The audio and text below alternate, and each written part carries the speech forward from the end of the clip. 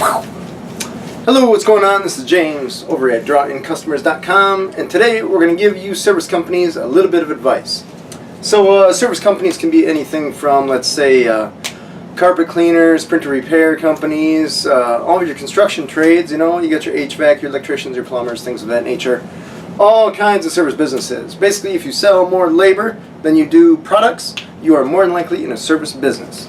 So with service businesses, a lot of times you get someone to start a service business that is really good at the service, but maybe they're not so great at communicating with the customer, or the client, or advertising or marketing, or you know, they just they don't communicate very well with anyone.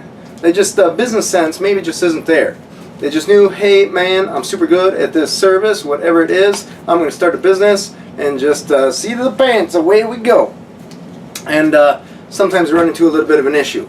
And they run into issues, sometimes they just say, hey, I'll just lower my prices, I'll get more business that way. Maybe they do, but they don't do so hot. And if they do, they're just getting by. We already talked about just getting by a little while ago, and it's not that great of a thing. So you want a kick-ass business.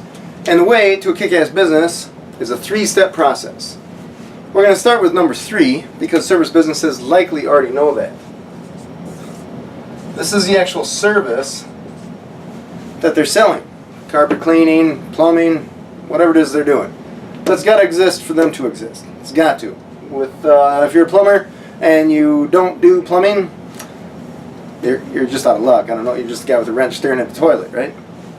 So, but the first two are going to be actually more important in the case of a surviving and kick-ass business. So let's go to 1 and 2 here. 1, and most important, is communication. That's actually talking to your customers, talking to your clients, talking to your vendors, talking to people that may use you eventually someday, hopefully. You want to talk to them and let them know where they're at in the process. Specifically, communicating with your clients and your customers. Hey man, we had to order that part, we had to order that fitting, we had to get some cleaner, whatever it is. We got a flat tire, we're going to be running late. Communication. The cool thing about communication is not a lot of service businesses do it. They think they're too cool for it or something like that. They're just like, we'll show up when we show up and you'll like it. Because of that, you won't pay us much and we'll hate it. So that's just getting by business. They don't communicate very well. Just imagine with me a little scenario. If you were waiting, let's say at your house, for a plumber man to show up. Plumber man's running late. He tells you, hey, I'm going to be sometime in the morning, right? You got essentially a 4 or 5 hour window for this plumber man to show up.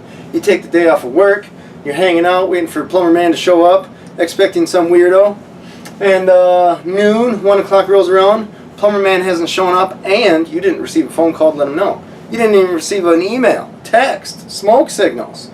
You didn't see a huge explosion or something like that. Nothing.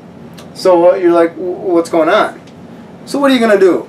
You're either going to wait around some more, or you're going to call plumber man and be like, hey plumber man, where are you at? You're going to call plumber man, and let's say you get a voicemail. How pissed are you going to be? I bet you're going to be pretty upset. And that communication breakdown, this plumber man, doesn't matter if he fixes your toilet or not. If he didn't tell you where he was when he was supposed to be there, he could be the best plumber in the world. But his communication is terrible, his business is going to go down, or it's not going to grow.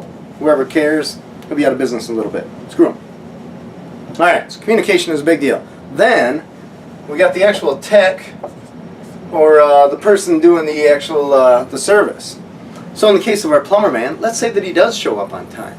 And he's kind of creepy looking. His pants are all dragging down, he's showing those 2 hairy cheeks full blown. You're like, whoa, I gotta get out of here. This guy stinks. His tool bag's a mess. He's all smells like cigarette smoke and aftershave that's from, you know, 1974 or something of that nature. Maybe when he talks to you, he's got a little lip of chew. And he's not shaven, he's just a mess. You're letting this guy into your house, trusting him to fix whatever it is that you got plugged up. And he's stinking up the joint. That's a terrible indication. Terrible, terrible, terrible thing. So you want to fix that. You want to have good technicians. You want to clean, neat, tidy. You want people to be happy to see that technician in your house. Hey technician, you are tip-top, you're very neat and tidy, you got your tools in order, you look like you're good at what you do. Come on in, fix my plug, do my electrical stuff, clean my carpets, whatever it is. The cool thing is, with service businesses, most of them are terrible looking. Most of them stink. Most of them reek. They show up in a rusty van, and so when you show up just a little bit nice and tidy, you just made the person's day, that customer's day. You are tip-top. All of a sudden, your prices can go up because you got cool technicians. Is that kind of sweet? The same technician that you're paying out there, just because they're neat and tidy, you can actually charge more for it because people like neat and tidy. So, communication, tech, service, what is the most important? 1, 2, 3, baby. Without those two, number 3, you're just another crappy service business. Nobody wants a crappy service business. So I'm going to give a scenario for you to kind of put this in perspective. Let's pretend that instead of the tech, we're going to talk about a doctor. And let's pretend that this doctor is working on your mom. And let's pretend that the doctor shows up and he looks like one of your techs. Are you going to trust that doctor to work on your mom? I don't know the answer to that. You know the answer to that. You tell me. Just say it out loud. Imagine it in your head. Say, you know what, I trust this tech. It doesn't matter skill set. Does not matter skill set at all. It's purely a judgmental thing. People judge. That's the world. Get over it. Make some money from doing it. So if you're techs, you trust to work on your mom. So you know what? This guy's neat. This guy's tidy. He's clean shaven. He smells nice. He looks like he's a smart dude. So, yeah, I'll trust him to work on my mom.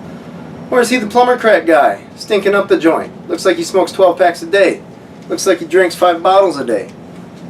You know, rusty van, smashed up, grouchy all the time. Personality goes a long way. You just want your technicians to look like they'd be a doctor that you would trust to work on your mom. It does not matter skill set. It doesn't matter. Because skill set comes after the communication and the actual tech shows up. Skill set you can teach. Personality, clean shaven, good looking tech, that's tough to teach.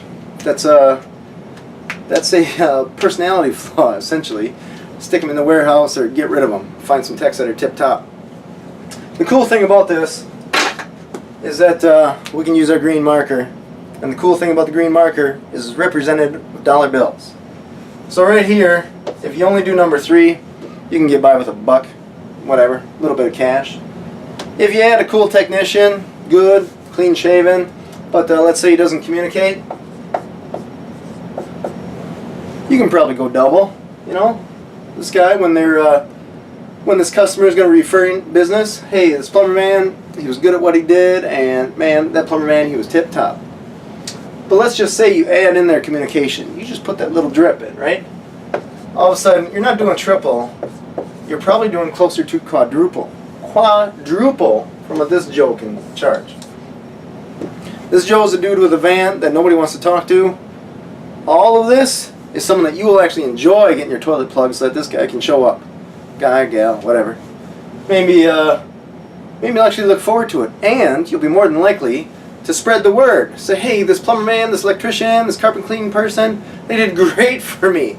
You know what? He actually called me ahead and said, hey, I'm going to be there in 20 minutes, even though we already scheduled the time just to make sure. It was awesome. I made sure that I was showered and everything. So I'm just throwing it out there. If you're a service business and you're getting by with just service only without doing the tip-top tech and communication, hey, if that's your thing, that's your thing. Sorry we couldn't help you.